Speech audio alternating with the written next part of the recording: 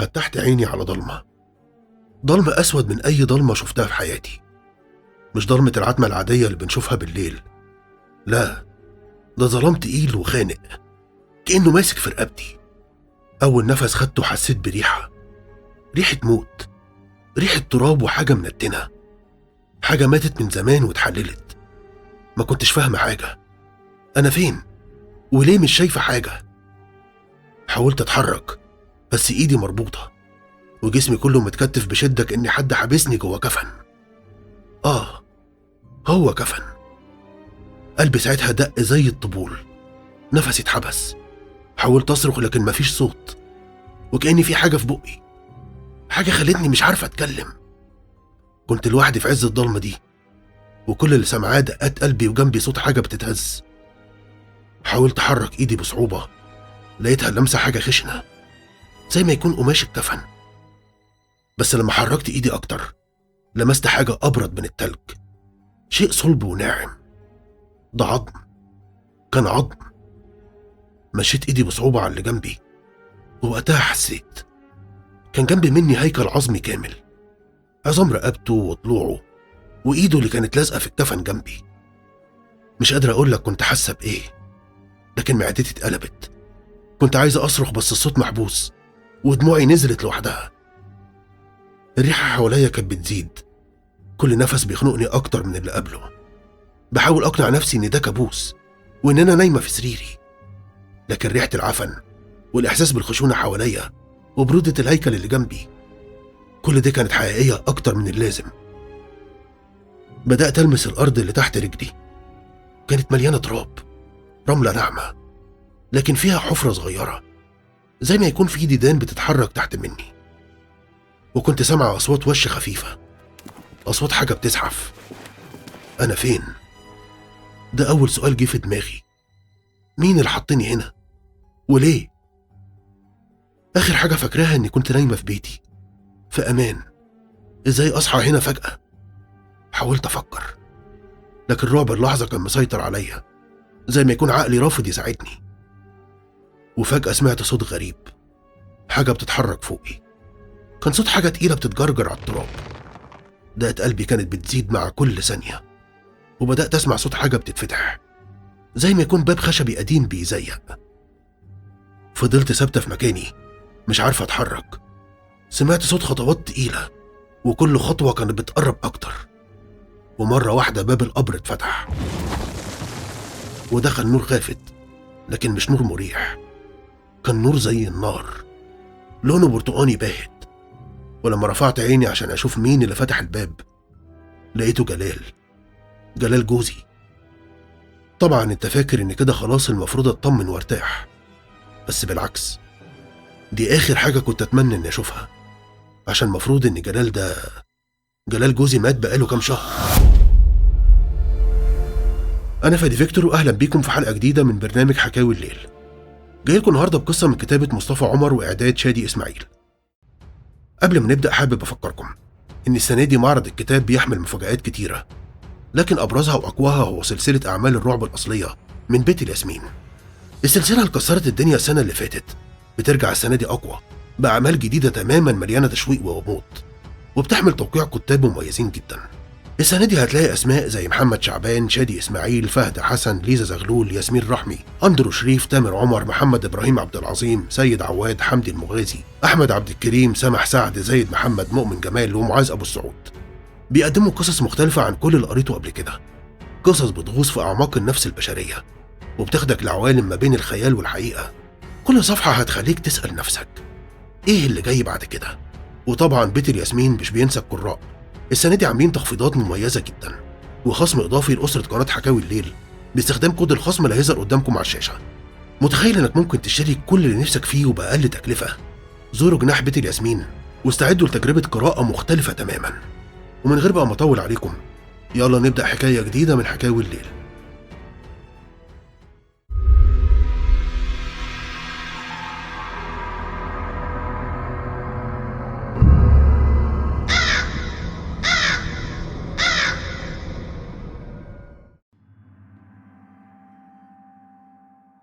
جلال كان واقف قدامي، لكن ما كانش جلال اللي أعرفه.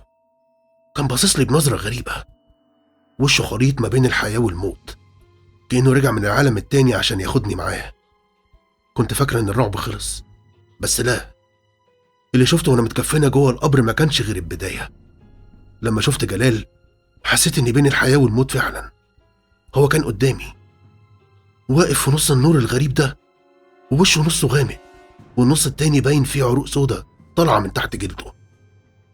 عينيه الشمال مطفية كأنها ماتت، بس عينه التانية كانت بتبرق بشكل مخيف، وكأنها شايفة كل حاجة بتحصل لي وفاهمة كل حاجة مفروض إنها تحصل لي. فضلت مركزة عيني عليه ومخي مش قادر يستوعب اللي بيحصل. جلال اسمه كان طالع من جوايا زي الهمس، لساني مش عايز ينطقها، لكنه مردش.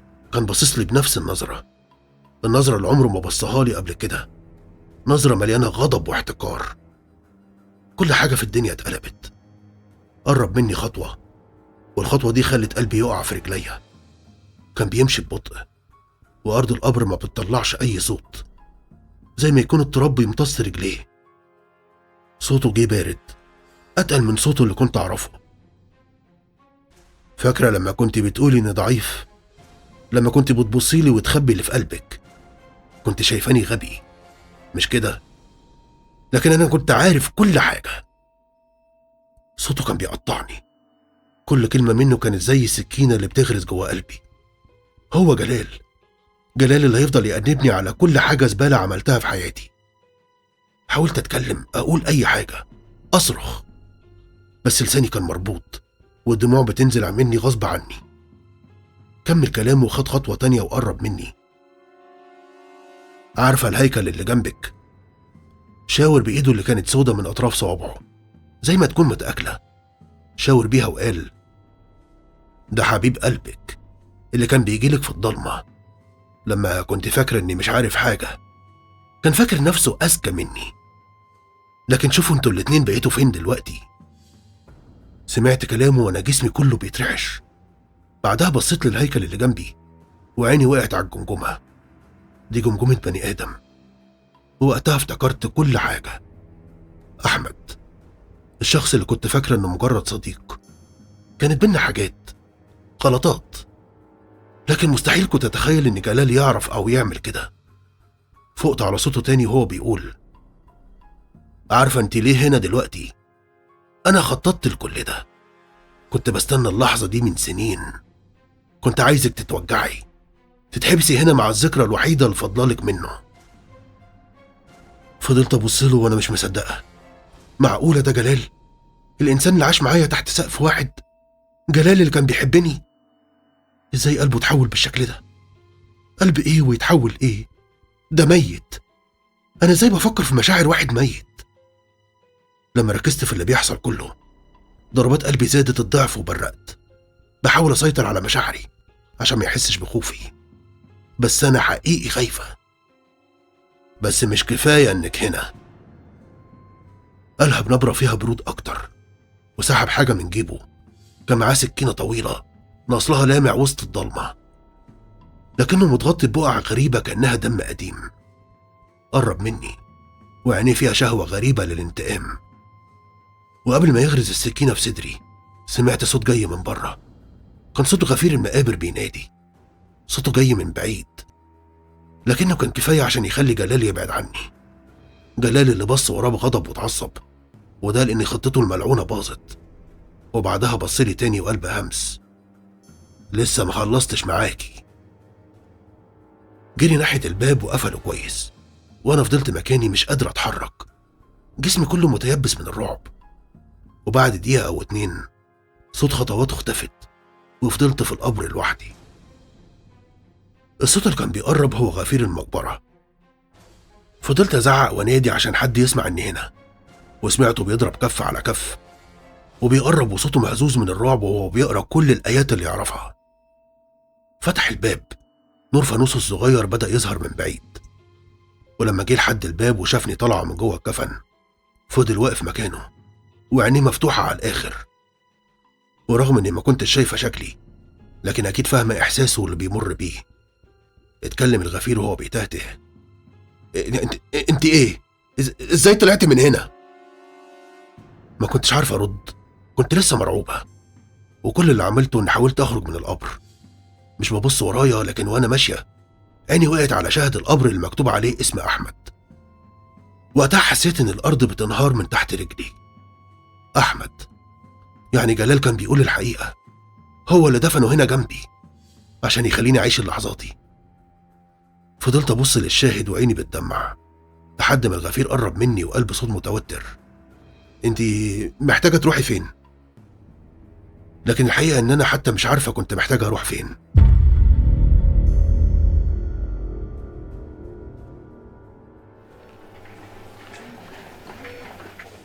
فتحت عيني ببطء، حسيت ان الدنيا لسه مهزوزة، كل حاجة حواليا ضبابية ومش واضحة. اول حاجة سمعتها كان صوت جهاز بيصدر صفير منتظم، وصوت ناس بعيد بيتكلموا. حاولت ارفع ايدي لكن لقيتها متوصلة بأنابيب.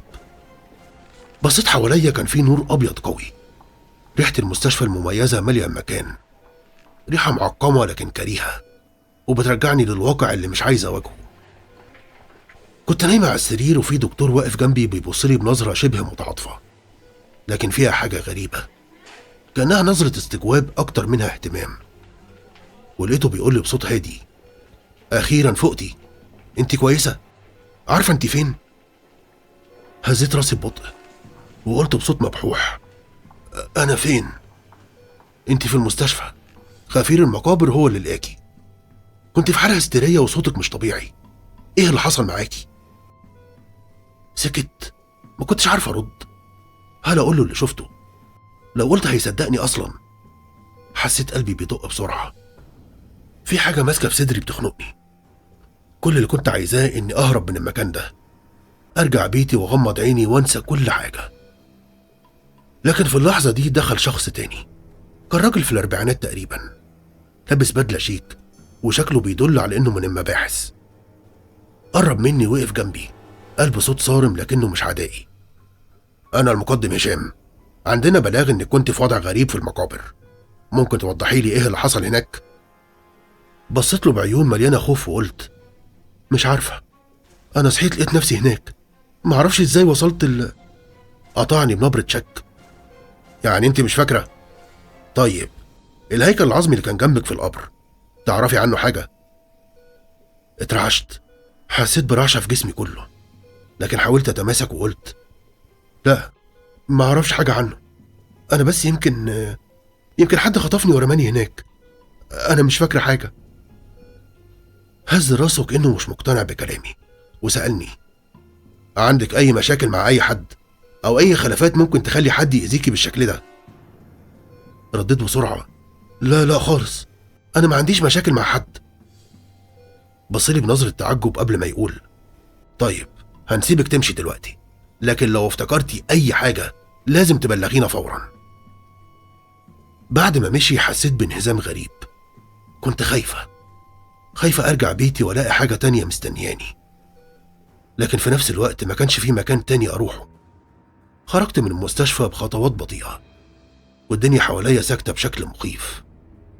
اول ما وصلت البيت وقفت قدام الباب لحظة، حسيت بحاجة مش طبيعية. المفتاح كان بيتحرك في ايدي وصوابعي نفسها بتترعش. فتحت الباب ببطء ودخلت، لكن اللي شفته كان كابوس. البيت كله مقلوب، الكنب مقلوب والترابيزات متكسرة، كل حاجة مش في مكانها. لكن الأغرب هي الكتابة اللي كانت على الحيطان، كانت كلمات مكتوبة بلون أحمر، مش عارفة إذا كان دم أو حاجة تانية. كانت مكتوبة بخط عشوائي لكنها واضحة: الخيانة لازم تتعاقب، أحمد مش لوحده، جلال مستنيكي. الكلمات كانت بتتقري لوحدها في دماغي، زي ما يكون في صوت جوايا بيهمس لي بيها. وأنا واقفة في نص البيت حسيت بحركة ورايا، لفيت بسرعة لكن ما كانش في حد. وبعد لحظات نور البيت كله قطع فجأة، وكل حاجة اتحولت لضلمة.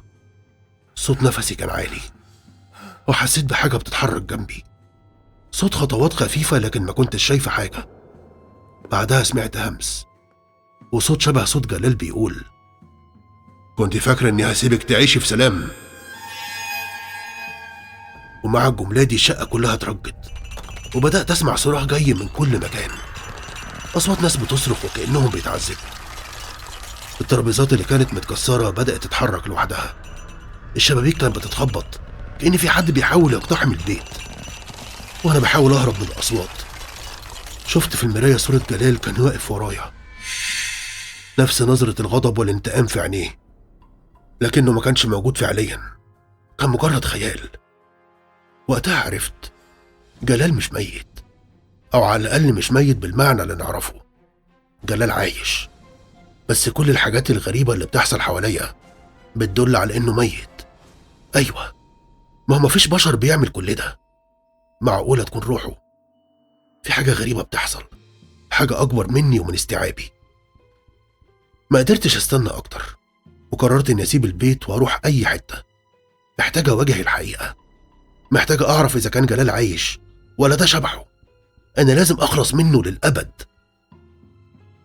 ركبت الميكروباص وكنت قاعدة جنب الشباك ماسكة نفسي بالعافية. دماغي كانت مشغولة بكل حاجة حصلت، بكل التفاصيل اللي كنت بحاول أنساها، التفاصيل اللي ما كنتش عايز أفتكرها. بس دلوقتي كل حاجة بتتعاد قدامي زي فيلم مش قادر أنهيه. جلال كان كل حاجة بالنسبة لي في الأول، شخص هادي محترم وحنين بطريقة تخليك تحس إنه أهم حاجة في حياته. اتعرفنا بالصدفة في فرح قرايبنا، ومن اللحظة الأولى كنت عارفة إنه هيبقى جزء كبير من حياتي. كل كلمة كان بيقولها كانت بتطمني، وكأن الدنيا كلها أخيرا قررت ترميني في حضن شخص يستاهلني.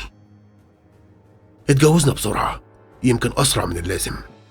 في الأول كانت الحياة شبه مثالية، بيت صغير، أحلام كتير، ونظراته اللي كانت بتطمني طول الوقت. لكن زي أي حياة زوجية الأمور ما استمرتش كده.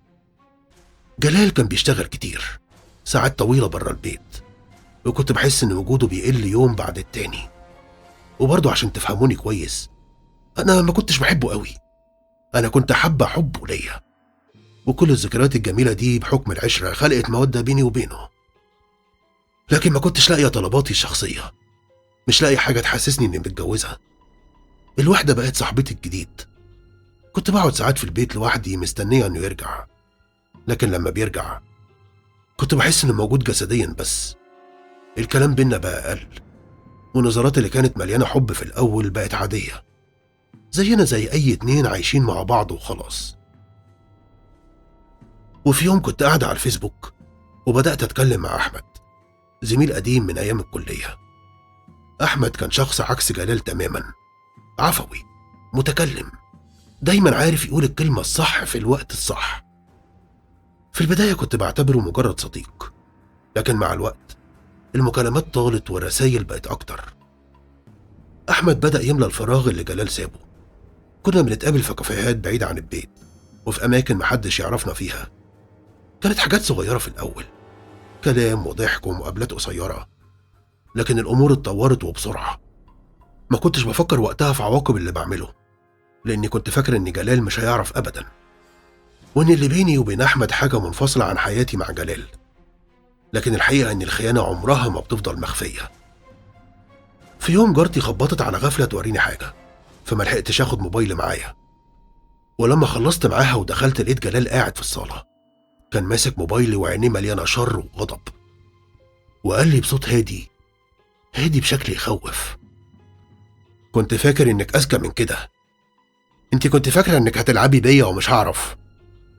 حاولت أتكلم، أقول أي حاجة، لكن لساني ما كانش مطوعني. كل كلمة قالها كانت زي السكاكين. صرخ ورمى الموبايل في الأرض وخرج من البيت، ودي كانت آخر مرة شفته فيها حي.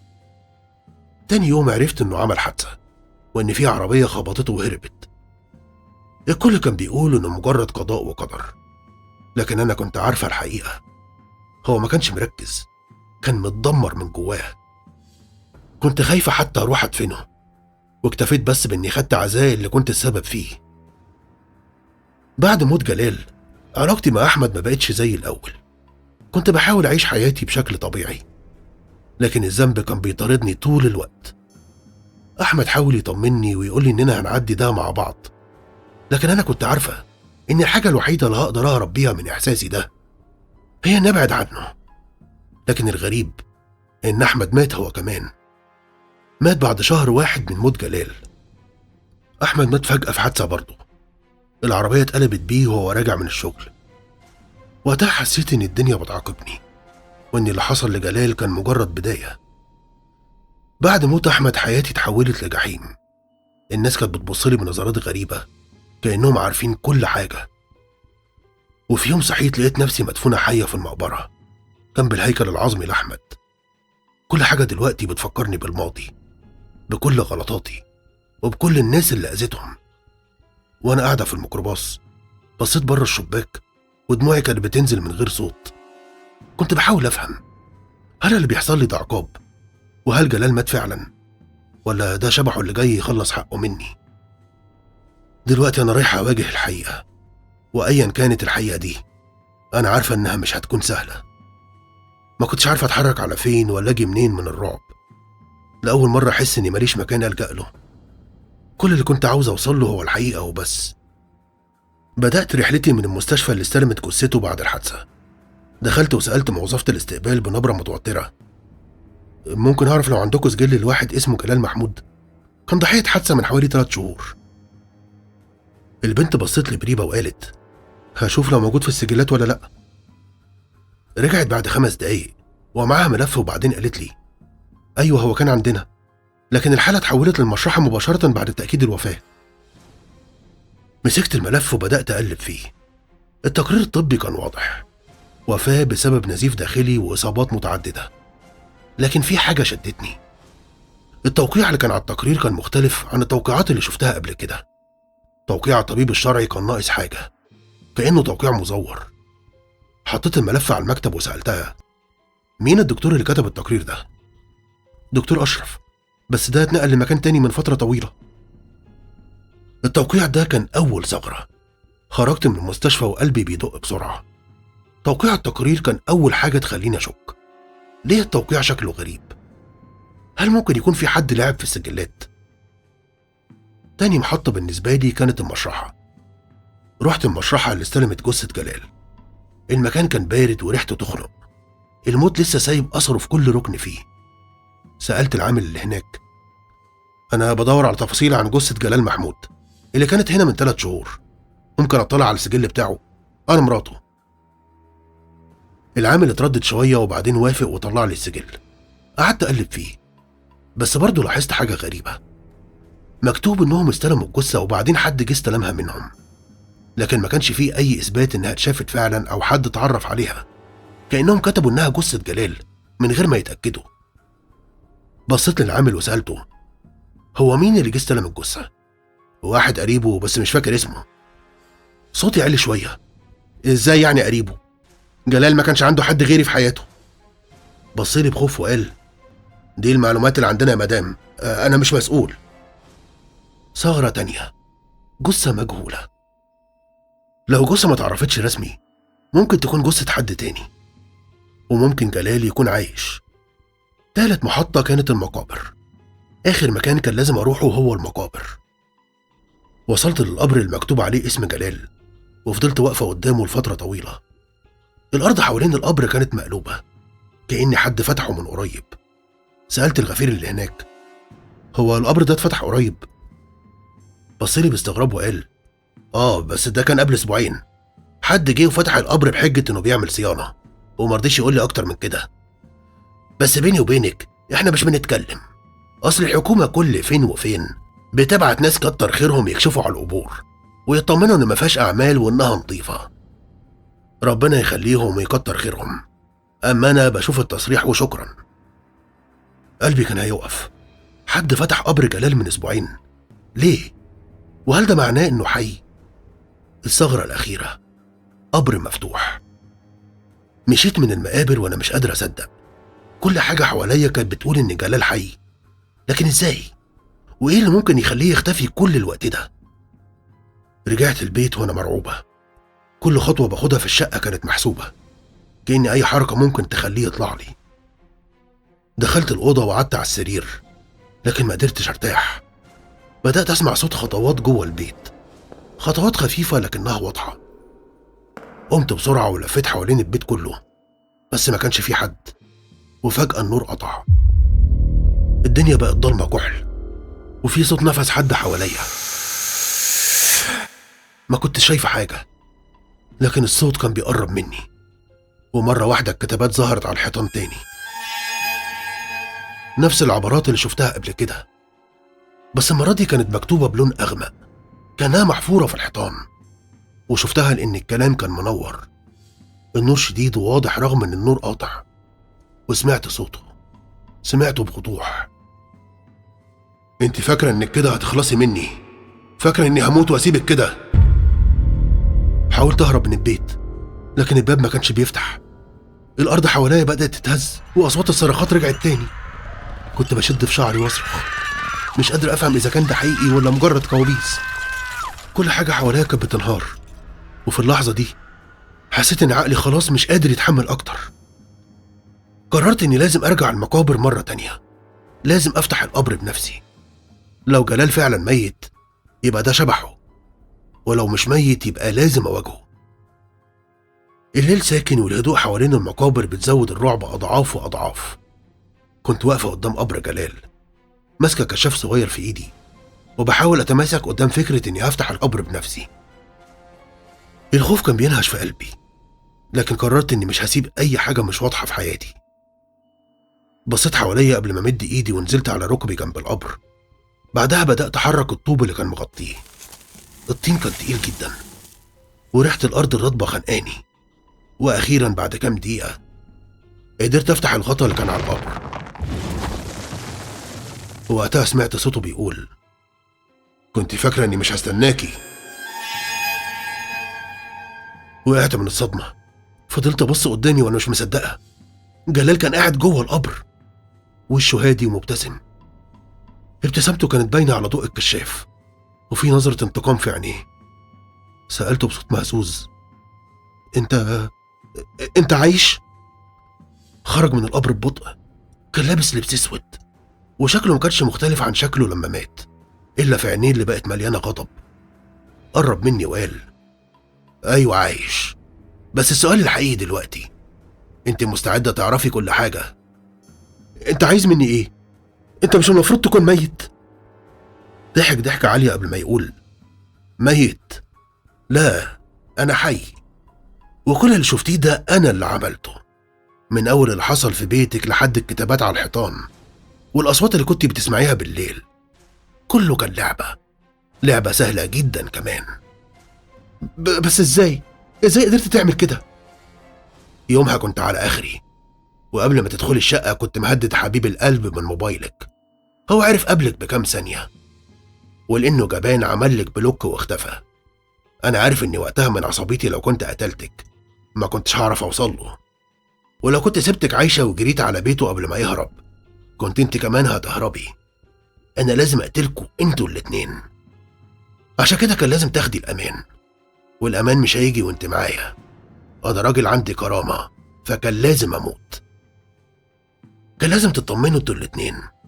فاكرة اللي كتب تقرير وفاتي كان واحد من اصحابي، والقبر اللي دفنوني فيه كان فاضي، والمشرحة مزورة كل التفاصيل. اما انا كنت بعيد عنك، بشوفك واخطط لكل خطوة. كنت عايز اشوفك بتنهاري واحدة واحدة لحد ما تبقي زي ما انا حسيت يوم ما عرفت انك بتخونيني. كان لازم تموتي بالبطيء يا سارة. هو كمان على فكرة مات بالبطيء، اتربط واتعذب في تربته لحد ما مات من جوع، وحضرتك شرفتي جنبه من كام يوم. كل ده عشان تنتقم؟ حرام عليك، اقتلني مرة واحدة واخلص. انا ما غلطتش، لا انا غلطت، بس اقصد ان ربنا نفسه بيرحم مهما عملنا ايه. انت ليه بتعمل كده؟ انا ما عملتش كده عشان الانتقام وبس، انا عملت كده عشانك، عشان تدفعي تمن كل لحظة خيانة، كل كلمة كذب، وكل لمسة مع غيري. وده كان لازم يحصل قدام عشيقك اللي فضلتي تروحي له. الجثة اللي دفنوكي جنبها كانت جثته. انت مجنون، اكيد مجنون ومش طبيعي. طبيعي؟ وهو طبيعي انك تحطي واحد زيي في الوضع ده؟ كنت فاكرة انك هتعيشي حياتك بعدي عادي؟ لا، ده بعدك. في اللحظة اللي كان جلال بيقرب فيها ناحيتي صوت الغفير جه من بعيد. في حد هنا؟ انتوا مين؟ قبل ما اجي المقابر كنت عارفة ان المواجهة دي ممكن تكون النهاية. رحت للغفير وانا بصوت وبستنجد بيه. هو كده كده عارفني عشان دي مقابر العيلة. فضلت اصرخ وقلت له ان اللي جه من كام يوم ده حرامي وعايز يسرق تربتنا، ولما جيت النهارده لقيته تاني، ففضلت اصوت وعشان يسكتني خطف بنت اختي وجري. الحق اجري وراه من الناحية دي. ومشيت انا في الاتجاه المعاكس ورحت لمقابر العيلة. عملت كده عشان اكسب وقت في حفر المقبرة، وثانيا عشان اتعلمت من اول مرة جلال بسبب مكانته الاجتماعية خايف يتقبض عليه، ومش قادر افهم ازاي خايف وهو اصلا مش موجود. المفروض ان هو حد ميت، لكن الطبع غلاب، عايز يعمل خطته ويستلذ بيها من غير ما حد يحس او يفصله. مزاجنجي حبتين. وعشان كده قلت للغفير الكلام ده، عشان لما ما يلاقيش حاجة هيرجع يدور عليا، وساعتها هيجي على مقابر العيلة. وفعلا رجع، ولما سمع صوتنا سأل مين جوه. وقتها خرجت بره المقبرة على أساس إني ههرب، وبناء عليه جلال خرج بكل اندفاعه عشان يلحق يجري هو كمان، بس أنا كنت أسرع. جبت حجر تقيل من جنب القبر واستخبيت ورا الباب، وأول ما خرج ضربته بكل قوتي على راسه. وقع على الأرض وهو بينزف، لكن عينيه ما كانتش خايفة، كان مبتسم. فضلت أضربه على دماغه لحد ما اتأكدت إنه مبقاش بيتحرك، وما كنتش مصدقة إني خلصت منه. بعدها هربت بسرعة. الغفير شافني بس صدمته بوجود جلال كانت أكبر. جريت لحد ما وصلت للطريق، وبعدين ركبت ورجعت البيت. لكن لما رجعت الأمور ما كانتش أفضل. بدأت أشوف خيالات جلال في كل مكان. صوته كان بيجي من الحيطان، نفس العبارات القديمة كانت بتظهر تاني، وكنت بسمعه بيقول: فاكرة إنك قتلتي شبح؟ لا، أنا دايما موجود. في اللحظة دي جسمي ما استحملش، وقعت على الأرض وأنا بصرخ، وبدأت أرتعش بشكل عنيف. الصوت حواليا بقى أعلى، وكأن الدنيا كلها بتنهار جوه دماغي. صرع. في الليلة دي كانت أول مرة تجيلي حالة صرع. النور قطع والصراخ اختفى والهدوء رجع. كنت مرمية على الأرض وعيني مفتوحة، لكن عقلي خلاص خرج من اللعبة. أنا قتلته وخلصت منه، لكن من ساعة الحادثة اللي عملها وهو بيطاردني بالبطيء زي الكابوس. الكابوس اللي عمري ما هخلص منه، سواء عايش أو ميت. الرعب متملكني بسببه.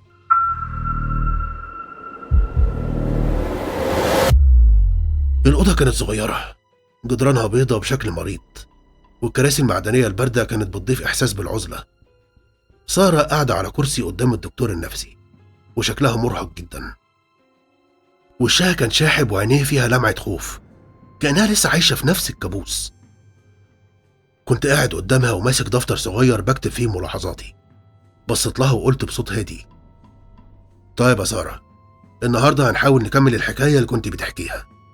انت قلتي انك شفتي جوزك رغم انه المفروض ميت، وانه كان بيحاول ينتقم منك.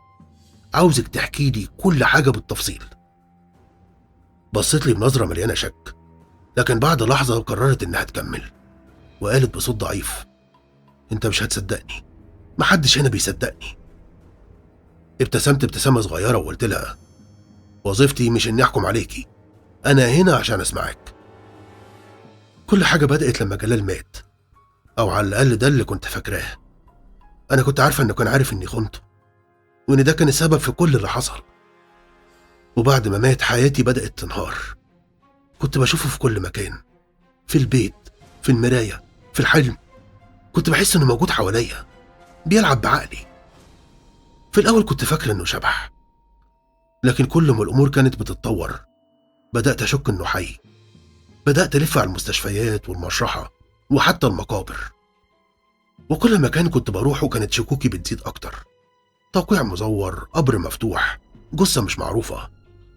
كل حاجة كانت بتقول ان جلال ما ماتش. وفي يوم قررت اواجهه.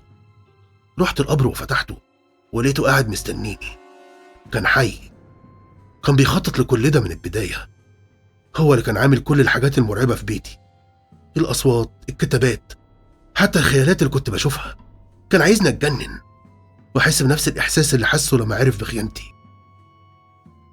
كتبت كلمتين في الدفتر وسألتها: وإيه اللي حصل بعد كده؟ قتلته.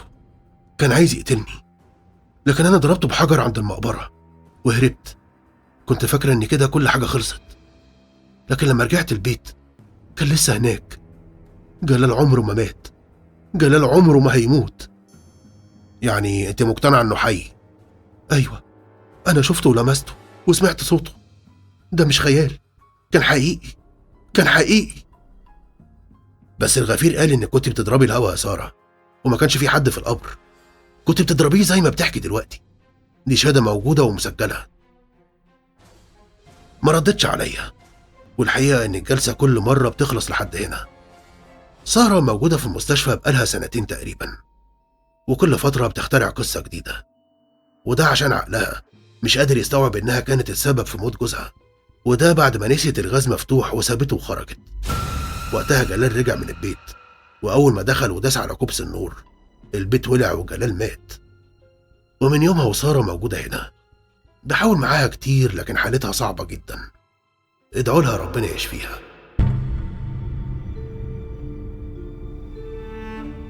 وبكده نكون وصلنا لنهاية قصتنا.